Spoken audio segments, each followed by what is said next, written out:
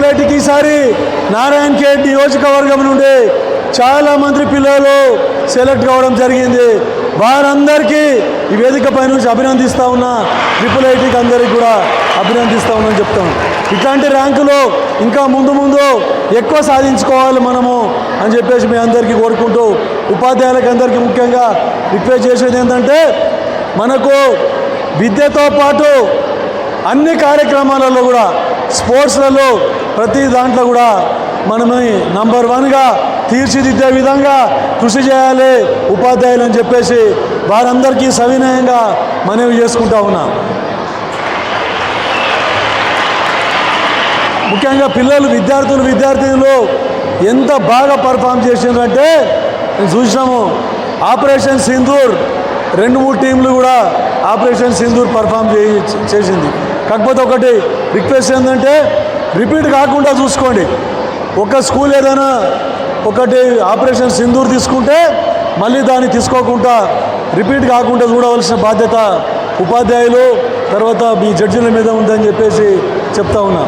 నిజంగా చాలామంది ఈరోజు భారతదేశ స్వాతంత్ర దినోత్సవం సందర్భంగా మన మిలిటరీ జవాన్లు మన భారతదేశ ధైర్య సాహసాలు అవన్నీ కూడా చాలా చక్కగా ఈరోజు మీరు పొందుపరిచి ఈ స్కిట్స్ ఏర్పాటు చేయడం జరిగింది.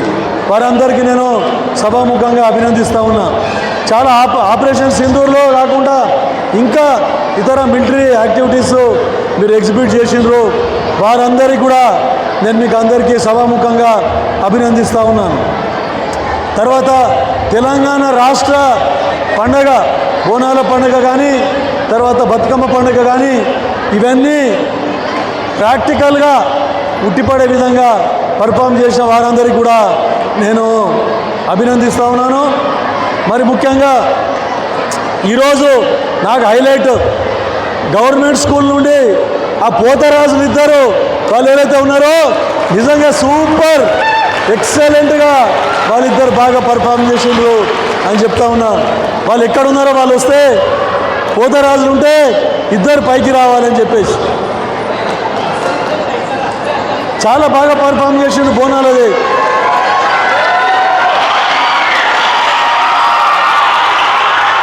అంటే నిజంగా గ్రేట్. మళ్ళీ వారికి ట్రైనింగ్ ఇచ్చిన ఉపాధ్యాయులకు కూడా సభాముఖంగా నేను అభినందిస్తూ ఉన్నానని చెప్పేసి మీకు అందరికీ చెప్తా ఉన్నాను. ప్రభుత్వ పాఠశాలలు కూడా దేంట్లో కూడా తీసిపోరు అని చెప్పేసి నిరూపించినందుకు అందరికీ కూడా ధన్యవాదాలు తెలుపుతా ఉన్నా. ముఖ్యంగా మీరు చూస్తూ ఉన్నారు, మీరందరికీ నా తరఫున ఒక ఇద్దరికి 1000 రూపాయలు బహుమతి నేను ప్రకటిస్తూ ఉన్నాను అని చెప్పేసి. తర్వాత అంటే వాళ్ళిద్దరే కాదు, వేరే వాళ్ళు కూడా బాగా చేసిండ్రు. బోనాలు అవన్నీ చాలా బాగా చేసిండ్రు. కాకపోతే మీ అందరికీ ఒక సందేశం, మా ప్రభుత్వం తరఫున మా ముఖ్యమంత్రి రేవంత్ రెడ్డి గారు వచ్చిన తర్వాత, కాంగ్రెస్ ప్రభుత్వం ఏర్పడిన తర్వాత మీరందరూ చూస్తూ ఉన్నారు, విద్యకు ప్రాముఖ్యత ఇస్తూ ఉన్నారు.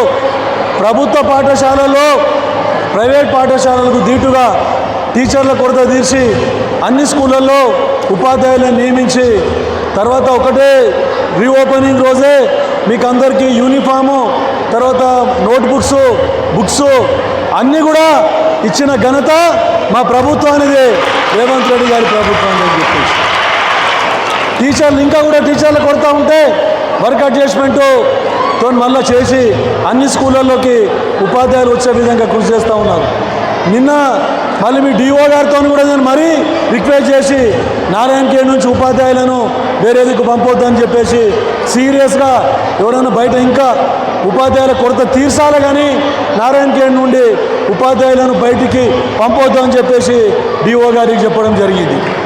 అయితే అన్నీ పెంచిండ్రు, మధ్యాహ్న భోజన పథకానికి మెస్ ఛార్జెస్ పెంచిండ్రు, గురుకుల పాఠశాలల్లో చదివే విద్యార్థులకు అందరికీ కాస్మెటిక్ ఛార్జెస్ తర్వాత వారికి అన్నీ కూడా మెస్ ఛార్జెస్ కూడా పెంచడం జరిగింది.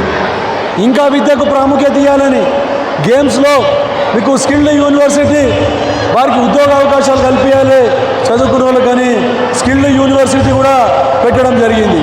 అదొకటే కాకుండా ముఖ్యంగా మనం ఒలింపిక్స్ లెవెల్లో మన విద్యార్థులు ఎదగాలి, క్రీడలలో కూడా రాణించాలనే ఉద్దేశంతో క్రీడా యూనివర్సిటీ కూడా హైదరాబాద్లో ఓపెన్ చేయడం జరిగింది. ఇన్ని విధాల ఇన్ని సౌకర్యాలు ఇచ్చి ఈ ప్రభుత్వం అందరినీ విద్యను ముందుకు తీసుకుపోతూ ఉంది.